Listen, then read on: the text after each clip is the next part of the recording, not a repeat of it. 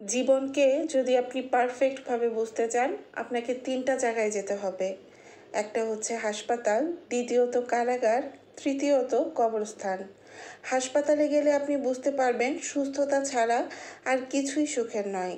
কারাগারে আপনি দেখতে পারবেন স্বাধীনতা সবথেকে মূল্যবান জিনিস। কবরস্থানে গেলে আপনি বুঝতে পারবেন জীবনের কোনো মূল্য নেই। আমরা আজ যে মাটিতে হাঁটছি তা আগামীকাল আমাদের ছাদ হতে যাচ্ছে। আসসালামু আলাইকুম, welcome back to my channel my daily life and kitchen থেকে আমি শিশির নতুন একটা ব্লগ ভিডিওতে ওয়েলকাম করছি। আশা করছি সবাই ভালো আছেন, সুস্থ আছেন। আমরাও আলহামদুলিল্লাহ ভালো আছি। গত 2 দিন ধরে আমাদের এইদিকে ঘূর্ণিঝড়ের প্রভাবে কিন্তু কোনো বিদ্যুৎ ছিল না। নতুন ফ্রিজ তো কিনে নিয়ে এসেছি, কিন্তু ফ্রিজে কোনো লাইন দিতে পারছি না। পুরাতন ফ্রিজে যে সমস্ত খাবার ছিল সেগুলো সব গলে গলে যাচ্ছে। তো আলহামদুলিল্লাহ আজকে থেকে কারেন্ট খুব একটা ডিস্টার্ব করছে না। তো আমরা যেরকম জীবনযাপনে অভ্যস্ত, তো সেখানে যদি একটু বিঘ্ন ঘটে আমাদের কিন্তু সব কিছু এলোমেলো হয়ে যায়। আমাদের নানি দাদি বা বাবা দাদা এদের সময়ে কারেন্টের কিন্তু খুব একটা প্রভাব ছিল না জীবনে, তারা ওই জীবনেই অভ্যস্ত ছিলেন। আর আমাদের সময়ে আমরা কিন্তু বিদ্যুতের উপর অনেকটাই নির্ভরশীল হয়ে গেছি। তো এই 2 দিন ধরে কোনো কিছুই ফ্রিজে রাখতে পারছি না, সব কিছুই গরম গরম করে বাহিরে রাখতে হচ্ছে। মাংস জাতীয় কোনো কিছু যখন ফ্রিজে থাকে আর যদি কারেন্ট না থাকে, মাংসের রক্ত বা পানি সেগুলো যদি ঝরে যায়, পরবর্তীতে রান্না করতে গেলে কিন্তু একটা সময় গন্ধ আসে। তো সেই ভয়ে বেশ কিছুটা মাংস আমি গতকালই রান্না করে রেখেছিলাম, আর এখন শুধু গরম করে নিচ্ছি। আর কিছু ফ্রোজেন রুটি রেখেছিলাম ফ্রিজে, মানে ডিপ ফ্রিজে, তো সেগুলোও দেখলাম গলে গলে একেবারে ছিঁড়ে ছিঁড়ে যাচ্ছে। এমনিতে রুটি যখন ফ্রিজে সংরক্ষণ করি, সামান্য অল্প একটু ছ্যাঁকা দিয়ে তারপর কিন্তু ফ্রিজে রাখি, এতে অনেক দিন পর্যন্ত ভালো থাকে। কিন্তু হয়তোবা এরকম পরিস্থিতির সম্মুখীন হব, সেই জন্যই রুটিগুলো একেবারে ছেঁকে রাখিনি, কাঁচা অবস্থায় রেখে দিয়েছিলাম, এখন একেবারে ছিঁড়ে যাচ্ছে। তো যাই হোক, সেগুলোই জোড়াতালি দিয়ে আজকে খেয়ে নিচ্ছি। আর ভিডিওর এই পর্যায়ে সবসময় যে কথাটা বলি আজও বলবো, প্লিজ ভিডিওটাতে একটা লাইক দিয়ে তারপর ভিডিওটা কন্টিনিউ করবেন। আর আজকে যারা আমাকে প্রথম ভিজিট করছেন, চাইলে চ্যানেলটা সাবস্ক্রাইব করে দিতে পারেন। যারা ফেসবুক পেজ থেকে আমার ভিডিওগুলো দেখেন, চাইলে পেজটা ফলো দিয়ে রাখতে পারেন। আমার ডেসক্রিপশন বক্সে ফেসবুক পেজের লিঙ্কটা দেওয়া থাকবে। ভিডিওর এই পর্যায়ে কিছু কথা শেয়ার করি। আমার কমেন্ট সেকশনে অনেক ভালোবাসার আপুরা আমাকে কমেন্ট করেন যে আপু, তোমার কাজ দেখে কথা শুনে আমরা কাজের আগ্রহ পাই, আমাদের শক্তি পাই। তো এটা কিন্তু আমার মতো মানুষের জন্য এক জীবনে আমি বলবো অনেক বড় একটা অ্যাচিভমেন্ট। একদিন ভিডিও না দিলেই অনেকেই আমার খোঁজ নেন, অনেকেই আমার ভিডিওর অপেক্ষা করে থাকেন। আমি বলবো এটা আমার জন্য ভাগ্য। আমার কথা শুনে হয়তো বা আপনারা শক্তি পান, কিন্তু এই জায়গাটাতে আমি নিজেও কিন্তু অনেকবার ভেঙে যাই, ঘুরিয়ে যাই, আবার সেই নিজেকে জোড়া তালি দিয়ে গড়ে আপনাদের সামনে নিয়ে আসি, যদিও কখনোই আমি ভিডিওতে বুঝতে দিই না। এত এত ঘাম ঝরানো পরিশ্রম থেকে করা এক একটা ভিডিওতে যখন আশানুরূপ ভিউ না আসে, হতাশা কিন্তু আমাকেও গ্রাস করে। কিন্তু এই জায়গাটাই এমন যে যতদিন পর্যন্ত নিজের গ্রহণযোগ্যতা সবার কাছে বাড়াতে পারবো, ততদিন পর্যন্ত আমাকে এভাবেই হেঁটে যেতে হবে। তো দেখা যাক আল্লাহ কপালে কি রেখেছে, এভাবেই চলতে থাকি। তো গত ভিডিওতে দেখিয়েছিলাম পুরো বাসাটা একেবারে এলোমেলো করে নিয়েছি। নতুন একটা জিনিস বাসায় আনলে সেটার জায়গা করার জন্য কিন্তু পুরোনো জিনিসগুলোকে একেবারে এলোমেলো করে নিতে হয়। তো ময়লা টয়লা তো 2 জন মিলে পরিষ্কার করে নিয়েছি। তো ডিপ ফ্রিজটা প্রথমে আমি ডাইনিং টেবিলের ওই পাশে রেখেছিলাম, তো পরবর্তীতে আবার সেটা সরিয়ে আমি কিন্তু এই সাইডের ওয়ালে রেখেছি। সাথে আমার যে কর্নার শোকেসটা আছে সেটাও আমি সরিয়ে রেখেছি। ক্যাবিনেটের ভিতরে কাচের যত জিনিসপত্র ছিল সেগুলো সব বের করে নিয়েছি, সেগুলো পরিষ্কার করেছি, সাথে ক্যাবিনেটটাও পরিষ্কার করে নিয়েছি। তো যেহেতু কারেন্ট ছিল না সেটাও বলেছি, এদিকে দেখেছি ফ্রিজের বরফ টরফ সব গলে গলে পড়ছে। তো অফ ক্যামেরায় কিন্তু আমি ফ্রিজটাও পরিষ্কার করে নিয়েছি। তো পুরো বাসা এরকম এলোমেলো করে নিয়েছি, আবার নতুন করে গুছিয়েছি, আবার এক সাইড থেকে ফ্রিজ পরিষ্কার করেছি। তাহলে অবশ্যই আন্দাজ করতে পারছেন যে আমার অবস্থাটা কি ছিল। আমি তো গতকাল ভিডিও দেইনি। তো এখন হচ্ছে ডিপ ফ্রিজের উপরের সাইডটা আমি একটু সুন্দর করে সাজিয়ে নেব। ডিপ ফ্রিজের উপরে অনেক বেশি কিছু আমি রাখবো না, খুব অল্প জিনিস রাখবো। আর ডিপ ফ্রিজের উপরে যদি অনেক জিনিস রাখি সেগুলো কিন্তু সরিয়ে আবার বারবার এটা খোলা লাগানো, এটা কিন্তু আর একটা এক্সট্রা ঝামেলা। ফ্রিজের যে ডিপের পোর্শনটা এটা কিন্তু আমার দিনে একবার থেকে দুইবারই খোলা হয়, এর বেশি লাগে না। কারণ সকালবেলা আমি যখন খাবার যে জিনিসগুলো তৈরি করব সেগুলো একবারে এই ডিপ থেকে বের করে নেই। তো প্রয়োজনের তাগিদে হয়তো বা 2-3 বার কোনো দিন খোলা হয়। আর নর্মাল যে পোর্শনটা আছে সেটা আমার মেয়ে একেবারে দরজার মতো ইউজ করছে। দিনে যে কতবার খুলছে আর লাগাচ্ছে তার কোনো ইয়ত্তা পাত্তা নেই। তো আজকে সারাদিন আমি এত বেশি কাজ করেছি, আমার কিন্তু ভিডিওটা মেক করা ছিল, মানে এডিটটা করা ছিল, কিন্তু শেষ পর্যায়ে গিয়ে আমার ভয়েস দিতে একেবারেই কোনো রকম এনার্জি ছিল না। তো সেই জন্যই গতকাল আর ভিডিওটা দেওয়া হয়নি। আর এই যে একটা কি বলবো, এটা ক্যান্ডেল হোল্ডার, এইটা আমাকে আমার মামি কিছুদিন আগে কিনে দিয়েছিল, তো সেটা আর বের করা হয়নি। তো নতুন জিনিস যেহেতু ঘরে এসেছে, নতুন জিনিস দিয়েই সাজিয়ে নেই, তো আজকে এটা বের করে নিয়েছি। একটা মজার কথা শেয়ার করি, 2 দিন তো কারেন্ট ছিল না, তো সেই জন্য ডিপ ফ্রিজে তো কোনো লাইন দেওয়া হয়নি। তো আজকে সকালে কিন্তু লাইন দেওয়া হয়েছে।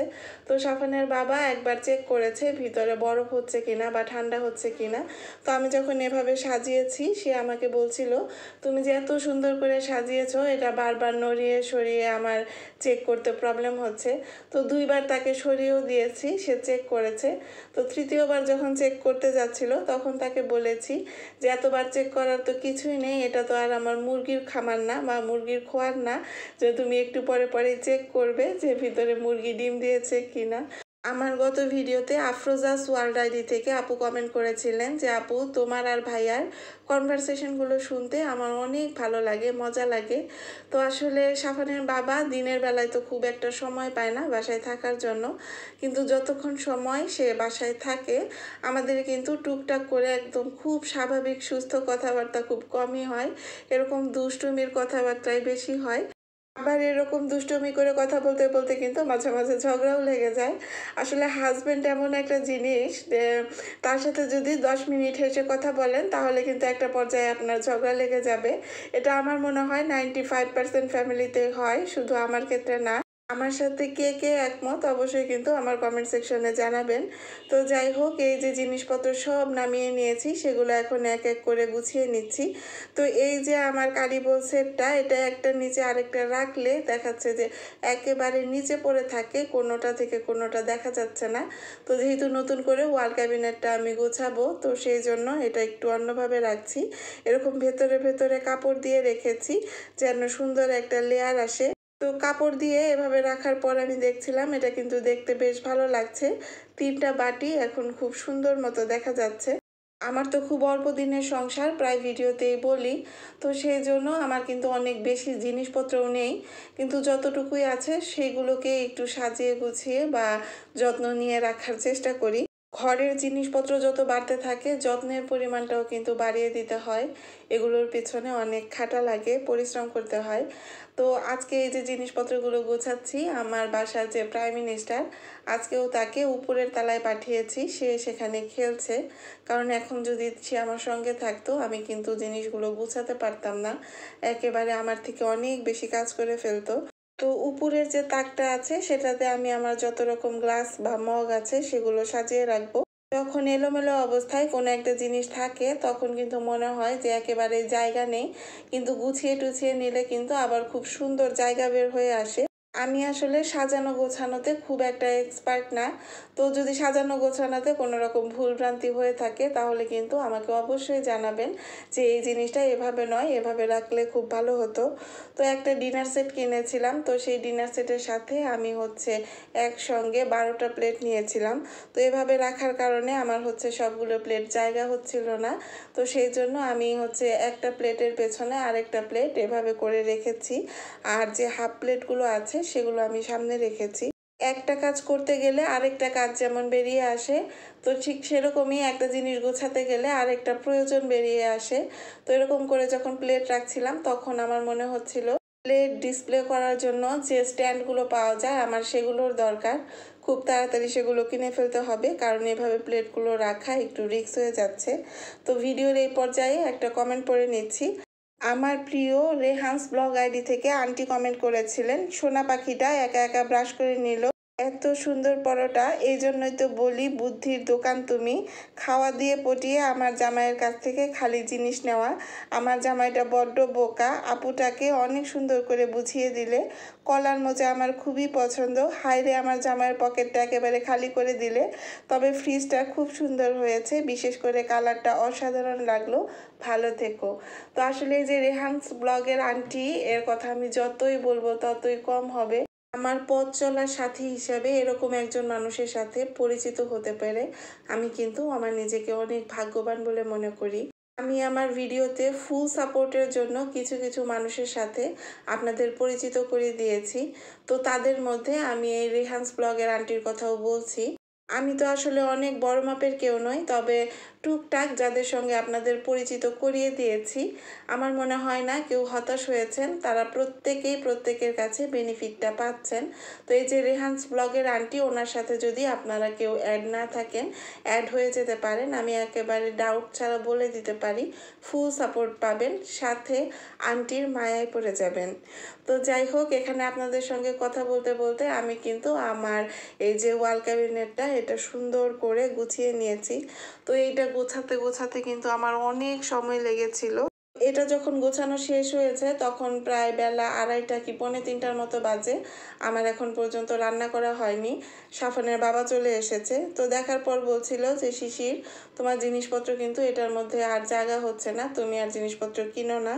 তো আমিও কিন্তু তাকে বলেছি যে হ্যাঁ, খুব ভালো মতোই দেখতে পাচ্ছ জিনিসপত্র তো জায়গা হচ্ছে না, তাহলে কি করতে হবে, নতুন একটা ক্যাবিনেট কিনতে হবে। তো সে একবার আমার দিকে তাকাচ্ছে, একবার ক্যাবিনেটের দিকে তাকাচ্ছে।